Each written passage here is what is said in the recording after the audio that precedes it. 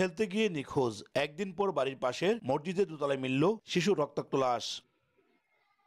রোববার সকালে ব্রাহ্মণবাড়িয়া সরাইলের হাবলিপাড়া মসজিদের দ্বিতীয় তলায় 9 বছর বয়সী শিশু মাইমুনা আক্তার ময়না রক্তাক্ত মরদেহ দেখতে পান এলাকাবাসী। খবর পেয়ে লাশ উদ্ধার করে পুলিশ ও সেনাবাহিনী। ময়না স্বজনরা জানান, শনিবার দুপুরে বাড়ি থেকে খেলতে বের হয়ে আর ঘরে ফিরেনি ময়না। কোথাও খুঁজে না পেয়ে গভীর রাতে সরাইল থানায় জিডি করা হয়। ময়নাকে ধর্ষণের পর হত্যার অভিযোগ করে জড়িতদের দৃষ্টান্তমূলক শাস্তি দাবি তাদের। মসজিদের মধ্যে লস করছি বিচারছি, সারা বাড়ির বড় সবকিছু বিচারিয়া আমরা রাত 11টার মধ্যে 12টার মধ্যে বিচারছি, পাইনি। আরো তো মেয়েরা আছে, কিন্তু হেরার তো নিরাপত্তা দরকার।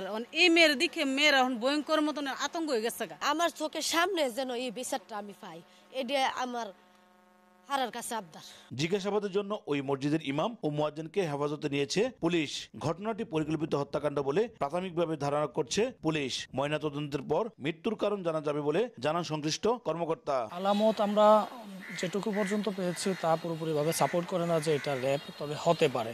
আমাদের আরও বিভিন্ন ইউনিট আসতেছে, আমাদের ক্রাইম সিন ইউনিটও আসতেছে। তারা আসার পরে আরও এই বিষয়ে বিস্তারিত জানা যাবে। আর ফাইনালি পোস্টমর্টম করলে পরে জানা যাবে প্রকৃতপক্ষে এটা rape with murder with rape কিনা। স্থানীয় একটি মাদ্রাসার ইবতেদায়ী বিভাগে পড়াশোনা করত শিশু ময়না।